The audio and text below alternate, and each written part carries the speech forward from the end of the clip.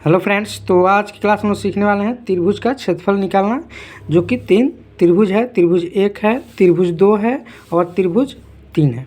तो इसका हम लोग क्षेत्रफल निकालेंगे। क्षेत्रफल निकालने से पहले कुछ हम लोग कंसेप्ट जान लेते हैं और कुछ इसका क्षेत्रफल कैसे निकलता है, इसका क्या फार्मूला जान लेते हैं। तो चलिए हम लोग यहाँ पर है त्रिभुज का क्षेत्रफल। त्रिभुज का अगर क्षेत्रफल निकालना हो तो क्या होता है, आधार गुने ऊंचाई बटा 2 होता है। दूसरा, त्रिभुज का क्षेत्रफल इक्वल टू 1/2 गुने आधार गुने ऊंचाई। तो देखिए, पहला और दूसरा सेम है। ऐसे बुक में आपको 1/2 गुने आधार गुने ऊंचाई ऐसा लिखा हुआ मिलेगा, और ये दोनों क्या होता है, दोनों एक ही होता है। ठीक है, तो हम लोग इसी से सॉल्व करेंगे। इसे भी सॉल्व करेंगे तो आंसर आएगा, और इसे भी सॉल्व करेंगे तो आंसर आ जाएगा। ठीक है, ऊंचाई बराबर क्या होता है, तो लंब होता है। ऊंचाई को हम लोग लंब बोलते हैं। ठीक है, आधार क्या होता है, तो आधार को इंग्लिश में बेस बोलते हैं, ऊंचाई को हाइट बोलते हैं। तो आधार वो होता है, जैसे मान लीजिए कि आइए हम लोग एग्जाम्पल से समझ लेते हैं। जैसे यहाँ पर देखिए, ये नीचे वाला जो रेखा है इसको हम लोग क्या बोलते हैं, आधार बोलते हैं। ठीक है, ये नीचे वाला बी से लेके सी तक जो रेखा है इसको हम लोग क्या बोलते हैं, तो आधार बोलते हैं। और जो ये ऊपर से ये डॉट डॉट डॉट लाइन आया है इसी को हम लोग क्या बोलते हैं, ऊंचाई बोलते हैं, यानी कि हाइट बोलते हैं।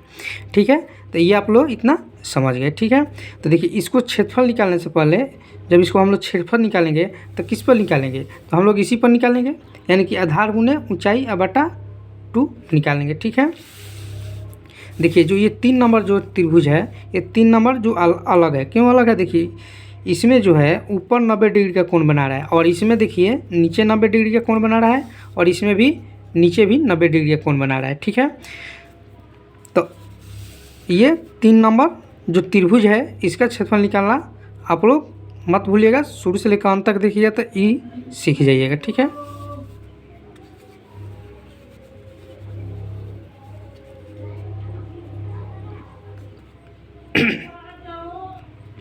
तो चलिए हम लोग इसका 1 नंबर का त्रिभुज निकालना सीखते हैं।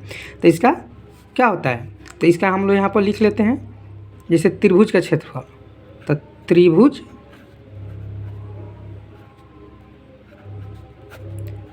का क्षेत्रफल, शॉर्ट में क्षेत्रफल लिख देते हैं, इक्वल टू क्या होता है, तो आधार गुने ऊंचाई बटा 2 होता है। तो आधार गुना शॉर्ट में लिख देते हैं गुना ऊंचाई। ठीक है, बटा 2। ये लिखने की ज़रूरत नहीं है क्योंकि हम तो ऊपर ही बता दिए थे सूत्र, आप लोग को याद भी हो गया होगा।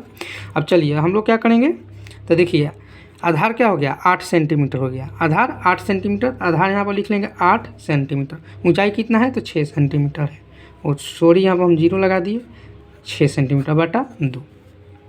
अब सिंपली इसको हम लोग गुना करेंगे तो कितना हो जाएगा, 8 छक 48 हो जाएगा। तो यानी कि 48 बटा 2। इसको काटेंगे तो कई बार में कट जाएगा, 24। अब 24 आपका आ गया तो आप सोचेंगे कि यही आंसर होगा। नहीं, 24 आपका आंसर नहीं होगा, गलत हो जाएगा। अगर इसको 24 आप बोलिएगा कि आंसर है तो ये गलत हो जाएगा। क्यों गलत हो जाएगा, क्योंकि यहाँ सेंटीमीटर में दिया है। देखिए 6 सेंटीमीटर और यहाँ पर 8 सेंटीमीटर दिया है, तो ये यहाँ पर आप लगाइएगा सेंटीमीटर और इसका स्क्वायर कर दीजिएगा, तभी आपका आंसर सही हो जाएगा।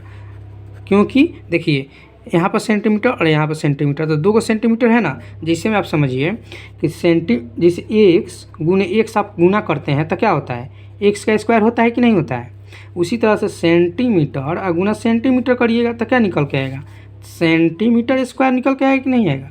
तो वही आपका क्या हो गया, 24 सेंटीमीटर स्क्वायर हो गया। ठीक है, तो आपका क्षेत्रफल निकल के आ गया। अब चलिए हम लोग करते हैं 2 नंबर, जो कि ये है। अब ये फार्मूला लिखने की ज़रूरत नहीं है क्योंकि आधार गुने ऊंचाई ही होता है, तो हम डायरेक्ट यहाँ पर लिख देते हैं कि आधार गुना ऊंचाई बटा 2। ठीक है, तो आधार आपका कितना है इसमें, तो आपका आधार है 12 सेंटीमीटर, तो यहाँ पर हो जाएगा 12 सेंटीमीटर गुना यहाँ पर हो जाएगा 5 सेंटीमीटर बटा 2। ठीक है, अब देखिए इसको गुना करिएगा तो कितना हो जाएगा, 12 पचे 60। यहाँ पर लिख देते हैं 12 पचे 60 बटा 2। इसको जब काटिएगा तो कितना हो जाएगा, तो 30। ठीक है, 30 सेंटीमीटर स्क्वायर, ये भी आपका आंसर हो जाएगा।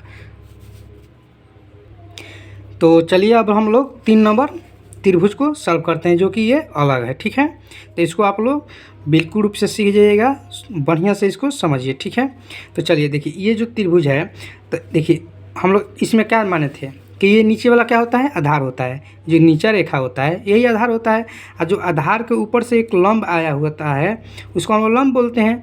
और आधार और ऊपर से लंब आता है तो दोनों के बीच के कोण कितना बनाता है, तो 90 डिग्री का कोण बनाता है। जिसे यहाँ पर क्या हुआ है, ये आधार हो गया है, यहाँ से लेके यहाँ तक आधार हो गया है, और ये क्या हो गया है, ये लंब हो गया है। तो जब ये आधार हो गया है, ये लंब हो गया है, इसका नाम नहीं दिए हैं, नाम आप कुछ भी दे दीजिए, ए बी और सी। ठीक है, तो बी और सी जो आधार हो गया ये लंब हो गया। तो आधार और ऊपर से जो आता है इसके ऊपर लंब, दोनों के बीच का कोण कितना बनता है, तो 90 डिग्री का बनता है। ठीक है, और यहाँ पर देखिए क्या हो गया है, ऊपर बना है। तो हम लोग इसी में यही ना देखें कि आधार ये है। ठीक है, लेकिन इसमें भी देखिए तो आधार यही है। ठीक है, इसमें भी देखिए तो आधार क्या है, ये है, लेकिन यहाँ पर 90 डिग्री का कोण बन रहा है। तो ये आधार आपका नहीं होगा, क्यों, क्योंकि देखिए यहाँ पर 7 सेंटीमीटर है, यहाँ पर 6 सेंटीमीटर है। तो देखिए ये दोनों के बीच ही कोण बना है, तो क्या तो ये आधार होगा, नहीं तो ये लंब होगा।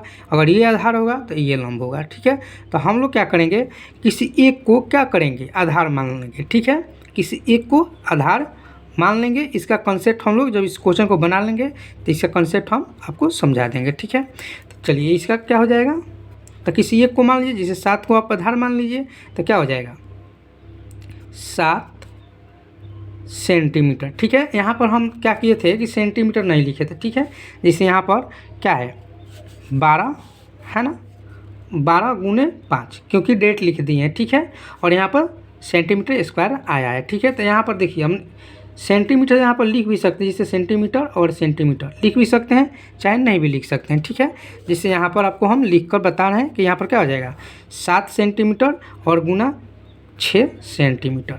जब इसको क्या करिएगा, गुना करिएगा तो कितना आ जाएगा, तो ये हो जाएगा 7 छक 42। तो 42 और सेंटीमीटर सेंटीमीटर गुना हो जाएगा तो क्या हो जाएगा, सेंटीमीटर हो जाएगा बटा 2।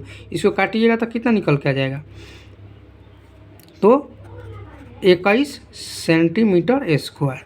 तो आशा करते हैं कि आप लोग को ये समझ में आया होगा। अब चलिए इसको समझाने के लिए एक अलग से त्रिभुज बना कर रखे हैं, जो कि आप लोग को उससे से हम समझाते हैं।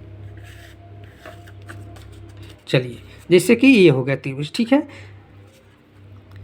ये क्या हो गया, लंब हो गया, और ये आधार हो गया है। ठीक है, जैसे मान लीजिए कि इसको हम क्षेत्रफल निकालते हैं, जैसे 5 गुने 12 बटा 2, तो 12 × 5 = 60 हो जाएगा। तो 60 बटा 2 यानी कट जाएगा तो 30। यानी कि इस एरिया जो अंदर जो इस वाइट वाइट जितना भी है, ये सब जो वाइट वाइट ये सब है, इसका टोटल एरिया कितना हो गया, 30 सेंटीमीटर हो गया। अगर इसी को हम इस तरह से घुमा देते हैं, ठीक है, यहाँ पर 90 डिग्री का कोण बनता है, यहाँ पर 90 डिग्री का। ठीक है, तो इसको हम इस तरह से घुमा देते हैं, तो देखिए क्या इस तरह से आपका नहीं हो गया, इस तरह से ये आपका नहीं हो गया, बिल्कुल हो गया। अरे यहाँ पर हम इस तरह से लिख सकते हैं, तो ये बिल्कुल हो गया कि नहीं हो गया। ठीक है, तो हम लोग क्या माने थे कि इसको आधार और इसको लंब, चाहे इसको आधार ये लंब, तो बिल्कुल वही है, बस समझने का फेर है। ठीक है, तो ये जो त्रिभुज है इसी को आप लोग घुमा देंगे तो इस तरह से हो जाएगा कि नहीं हो गया, हो गया। तो आशा करते हैं कि आप लोग के समझ में आ गया होगा, बिल्कुल उसी सूत्र पर बना है। बस यहाँ पर थोड़ा आप लोग कन्फ्यूज होगा कि यहाँ पर 90 डिग्री का है तो इसको कैसे बनाएंगे, तो आप इस त्रिभुज से समझ गए होंगे। तो आशा करते हैं कि आप लोग को समझ में आ गया होगा। चलिए फिर मिलते हैं किसी हम लोग नेक्स्ट क्लास में कोई और क्वेश्चन लेकर। ठीक है, अगर चैनल पर नए हैं तो चैनल को सब्सक्राइब कीजिए। एक बार सूत्र को आप लोग देख लीजिए।